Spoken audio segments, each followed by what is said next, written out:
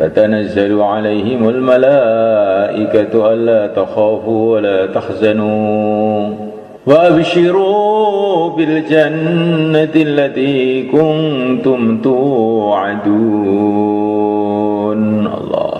نحن أولياؤكم في الحياة الدنيا وفي الآخرة ولكم فيها ما تشتهي أنفسكم ولكم فيها ما تدعون نزلا من غفور رحيم. ومن أحسن قولا ممن دعا إلى الله وعمل صالحا وقال إنني من المسلمين. Hati muliakan Allah Ta'ala, hidup kita di dunia ini adalah perjalanan menuju akhirat. Allah jadikan dunia ini tempat ujian untuk menampakkan kepada manusia siapa orang-orang yang betul-betul beriman kepada Allah. Bukan Allah ingin tahu. Allah itu menguji bukan ingin tahu. Allah sudah tahu segala-galanya. Tetapi Allah itu menguji agar kita ini tahu. Ala ya'lamu man khalaq wa huwal latiful khabir. Bagaimana Allah tidak tahu, sedangkan Dia yang menciptakan, Dia yang mengendalikan seluruh hati manusia ini. Allah Maha tahu apa yang dalam hati. Hati baik, hati buruk, Allah tahu. Tidak perlu diberitahu, tidak perlu menguji. Tetapi Allah memberikan ujian agar kita sendiri ini lo tahu bahwa kita ini di mana. Seorang guru tanya kepada muridnya, bukan karena guru ingin tahu, tapi supaya murid itu tahu kalau dia ini pintar apa dia ini goblok. Guru pun juga sudah tahu, sudah bertahun-tahun ngajar murid itu juga tahu ini. Kalau saya tanya ini nggak akan bisa jawab dia. Tapi kadang-kadang murid ini merasa pintar, maka ditanya biar dia tahu kalau dia ini goblok. Allah Maha tahu segala-galanya. Dialah yang menentukan segala-galanya. Allah menguji manusia dengan macam-macam keadaan. Keadaan itu cuma dua aja, keadaan menyenangkan, keadaan menyusahkan. Wa nabluukum bisyarri wal khairi fitnah atashkurun. Aku akan menguji kepada kamu dengan kebaikan dan keburukan. Allah datangkan perkara-perkara yang baik, yang menyenangkan. Allah datangkan perkara-perkara yang buruk, yang menyusahkan. Disitulah tampak bagaimana iman kita. Kalau orang itu imannya benar, maka menghadapi perkara yang menyusahkan, dia tawajuh kepada Allah. Karena yang menyusahkan ini pada hakikatnya Allah pula yang mendatangkan. Kalau dia menghadapi perkara yang menyenangkan, hatinya juga tawajuh kepada Allah. Karena yang menyenangkan ini pada hakikatnya Allah pula yang mendatangkan. Bila Allah menghendaki, yang menyenangkan tahu-tahu berubah jadi menggembirakan, jadi menyusahkan. Yang menyusahkan tahu-tahu menyenangkan. Menghadapi teman, hatinya tawajuh kepada Allah. Menghadapi lawan, hatinya tawajuh kepada Allah. Lawan dan teman semuanya dikendalikan oleh Allah. Bila Allah menghendaki, kawan jadi lawan. Bila Allah menghendaki, lawan jadi kawan. Lawan jadi kawan. Orang-orang kafir di Mekah ini memusuhi Nabi, mengangkat pedang untuk Nabi, tapi akhir-akhirnya menjadi pembela-pembela Nabi. Kita tidak tahu. Hati kita hanya tawajuh kepada Allah. Ini kalau iman itu benar itu begitu. Menghadapi apa saja, hatinya kepada Allah. Hasbunallah, cukup Allah. Kita ini adalah hamba. Hamba tidak punya apa-apa. Kita tidak berhak menilai Tuhan. Kenapa Tuhan berbuat begini? Kenapa Tuhan berbuat begitu? Itu bukan hak kamu. Urusan kamu itu adalah apa yang harus kamu kerjakan. Apa perintah Allah untuk kamu? Itu yang kamu pikirkan. Apa yang akan dibuat oleh Allah itu bukan urusan kamu. La yus'alu amma yaf'al wa hum yus'alun.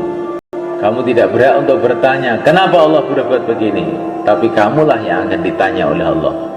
Kenapa kamu berbuat begitu? Kenapa kamu berbuat begini? Ini perkara ini penting malaikat. Inilah iman malaikat. Ada sebagian orang itu kalau gembira lupa kepada Allah, nanti kalau sedih baru ingat pada Allah. Ada orang yang sebaliknya, kalau sedih lupa kepada Allah, kalau gembira baru ingat kepada Allah. Orang yang beriman yang benar, sedih ya ingat pada Allah, gembira juga ingat pada Allah. Menghadapi apa saja hatinya kepada Allah. Innallaha ma'ana, Allah bersama kita. Innallaha ma'ana, Allah bersama kita.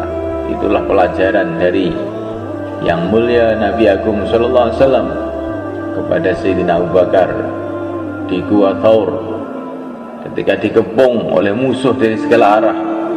Innallaha ma'ana, Allah bersama kita. Ketika orang itu sampai ke tingkatan ini, semuanya hatinya selalu menghadap kepada Allah dalam urusan apa saja, maka sudah menjadi ketentuan Allah. Itu orang nanti akan dapat macam-macam pertolongan yang dia tidak kira-kira.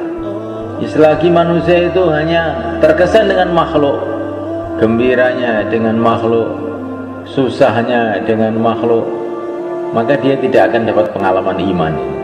Tapi kalau orang itu hatinya sudah betul-betul menghadap kepada Allah dalam suasana-suasana apapun, maka di saat itulah dia dapat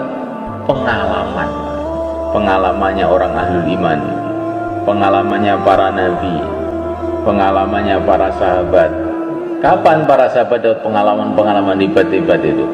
Ketika hatinya itu tawajuh total, menghadap total kepada Allah, tidak terkesan dengan makhluk. Insyaallah mereka Nabi Musa di depan lautan, di belakang pasukan Fir'aun. Waktu itulah beliau kasih pelajaran kepada sahabatnya, inna ma'ya rabbi, Tuhanku bersamaku. Gak usah terkesan dengan lautan, gak usah terkesan dengan pasukan Fir'aun. Ini datang pertolongan Allah. Nabi Ibrahim alaihissalam menghadapi Namrud, menghadapi semua orang kafir seluruh dunia, beliau tidak terkesan dengan keadaan. Hasbunallah wa ni'mal wakil, cukup Allah. Akhirnya dapat pertolongan Allah. Juga baginda Nabi dikepung di Gua Thaur, innallaha ma'ana, Allah bersama kita. Akhirnya datang pertolongan Allah. Nah, kita belajar begitu insyaallah malaikat. Nah, supaya kita ini bisa istiqomah iman seperti ini malaikat. Caranya itu gimana? Kalau kita ini istiqomah dalam perjuangan Rasulullah Sallallahu alaihi wa ala alihi wasallam. Kalau orang itu istiqomah dalam perjuangan Rasulullah, ini hatinya itu akan jadi mudah istiqomah iman. Pertama kali istiqomah dakwah, di mana saja bicara agama. Bicara itu penting namanya kan, karena kalau orang itu bicara, itu mesti mikir akhirnya itu. Sebetulnya mendengar itu juga menjadikan orang mikir, mendengar itu. Tapi lebih kuat mulut, karena kalau mulut bicara, telinganya mesti mendengar, ya enggak? Kalau mulutnya bicara, telinganya mendengar, akhirnya otomatis otaknya berpikir. Kalau otaknya berpikir, lama-lama hatinya terasa. Nah, ngomong penting. Mendengar, berbicara, mendengar, berbicara, mendengar, berbicara. Hati seseorang tidak akan lurus sebelum mulutnya lurus, kata Nabi. Istiqomah taklim, istiqomah ibadah, istiqomah berakhlak yang baik, istiqomah amal masjid. Bagaimana supaya bisa istiqomah di dalam dakwah dan di dalam amal-amal Nabi itu, supaya istiqomah itu bagaimana? Laqad kana lakum fi Rasulillahi uswatun hasanah liman kana yarjullah wal yawmal akhir wa dzakarallaha katsira. Orang itu bisa ikut Nabi itu syaratnya 3. Kalau tidak ada 3 ini akan sulit ikut Nabi, itu gak bisa. Apa syaratnya? Harus punya duit, harus punya mobil? Tidak. Liman kana yarjullah, pertama kali selalu berharap kepada Allah. Wal yaumal akhir, pikirannya itu akhirat. Pikirannya akhirat. nanti saya di akhirat itu bagaimana. Dengan agama ini saya dapat keberuntungan selamanya di akhirat. Orang amal agama kok nggak kelingan akhirat, nggak ingat akhirat, nggak tawajuh akhirat, dia tidak akan bisa istiqomah. Terus yang ketiga, wa dzakarallaha katsira, zikir yang banyak, baru orang bisa ikut Nabi.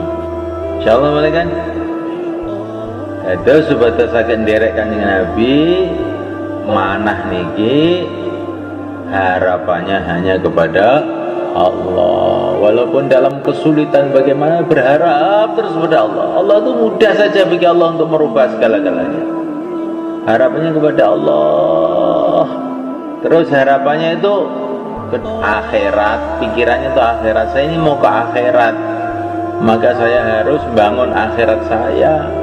Nah, ketika kali banyak zikir, karena orang itu kalau nggak banyak zikir, setannya masuk dalam hatinya, akhirnya jadi lalai. Setannya masuk dalam matanya sehingga ngantuk. Nah, setannya masuk ke telinga sehingga diomongi orang diatekne, ya.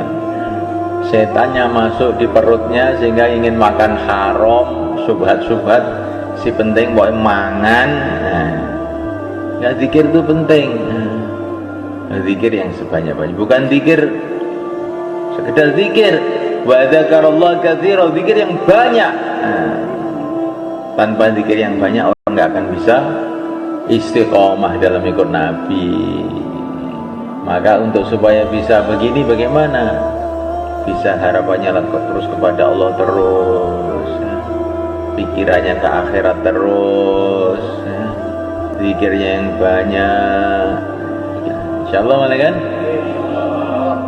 dilatih